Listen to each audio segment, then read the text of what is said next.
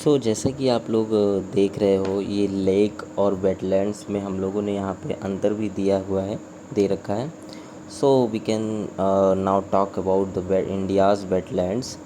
So wetlands are areas of critical ecological significance as they support biodiversity, millions of people directly and indirectly, protect the storms from and flood control, improve water qualities and water supply, fiber and raw materials। जैसा कि हम लोग जानते हैं कि improve water quality और जैसे कि कार्बन सिंक का कॉन्सेप्ट चल रहा है, तो they also a good carbon sinker and Indian government try to improve this efficiency to sink the carbon more and more because we have to become 2017 net zero India. So this is very important thing for this initiative. India has totally 27,403 kilometer wetlands, in which 23,444 are inlands and 3,959 are as the coastal areas। जैसे कि हम लोग देख रहे हैं कि भारत जो है 1500 किलोमीटर के आसपास जो है कोस्टल एरिया है भारत का। तो अधिकतर जो मैंग्रोव वेटलैंड्स होते हैं are located in the coastal areas, so we can say that they are the protector from the flood storm to our mainland area like Telangana, Kerala, etc. And the government also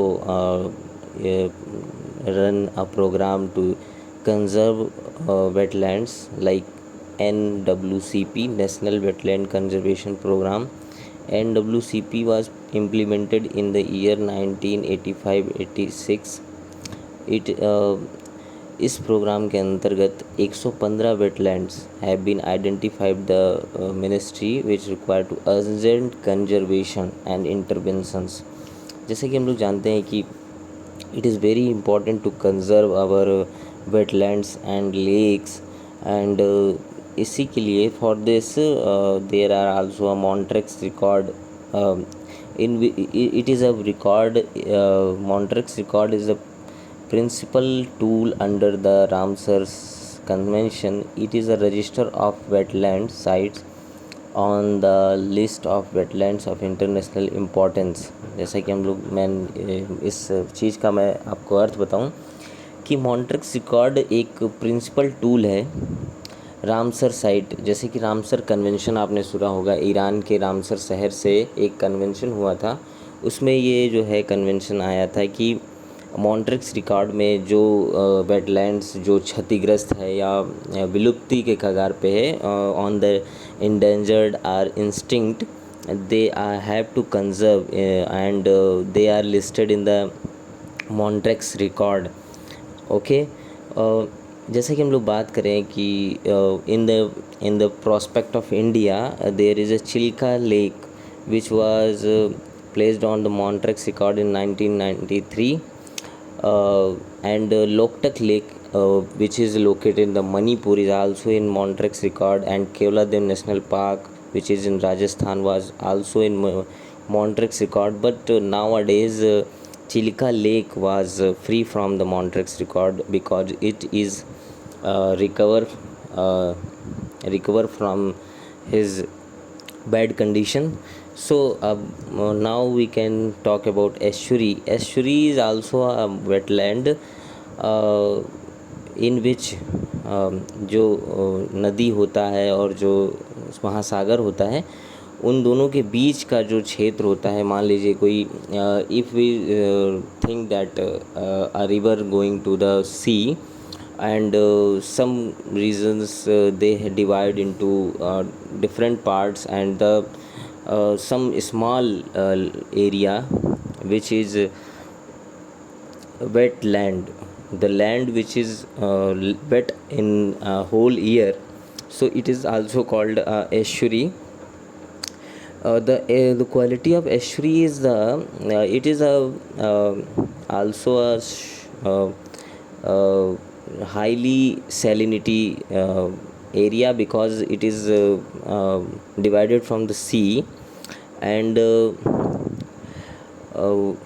it is free connection with the open sea also. जैसा कि मैंने बताया कि it is a open connection to sea, और जैसा कि हम लोग देख रहे हैं एश्योरी हो गया, and they also act as a filter for some dissolved constituents in river water.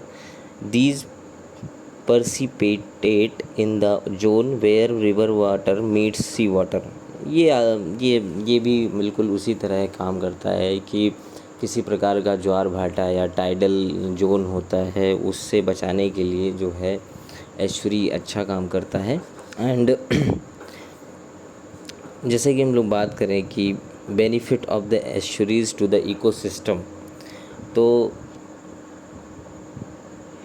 Water quality regulation, ground water को रिचार्ज भी करता है, habitat breeding, nursery grounds for plants and animal, biological productivity बढ़ाता है और बायोडाइवर्सिटी को बढ़ाता है। It increase also social benefits, community values, indigenous values, recreating values, economic benefits also they have, and tourism also attract some places which is become more famous, so they become tourism place. And agriculture, aquatic culture is also get some profit from this. And now we can say in the prospect of India, it is also, you can see Pulicat Lake is also in Andhra Pradesh, and some major estuaries in the Bengal, Bay of Bengal, and जैसे कि as we like say, जैसे Narmada, Krishna, Godavari meet in the Pulicat, and the Narmada, Godavari, Krishna delta sector is also a estuary. And the pollution and the water quality, pollution through industries and combined city sewage, recreation and tourism. It is also beneficial for the tourism. Expansion of urban and rural settlements, Hooghly, Krishna, Kaveri, Pulicat. Okay, now we can see the climate change, the effect of climate change on the estuaries is submergence of catchment area due to rise in the water level. Okay, estuary कहीं ना कहीं ख़तरे में है। जैसा कि हम लोग जानते हैं क्लाइमेट चेंज की वजह से बर्फ़ पिघल रही है ग्रीनलैंड और अंटार्कटिक क्षेत्र में, तो इससे जो भारत के हिंद महासागर की भी the level of Hind Mahasagar is also increasing day by day, so it is a hazardous for the estuaries, and the change in the biodiversity profile is also affecting the biodiversity of India and the estuaries also. Mangroves, now we can talk about the mangroves.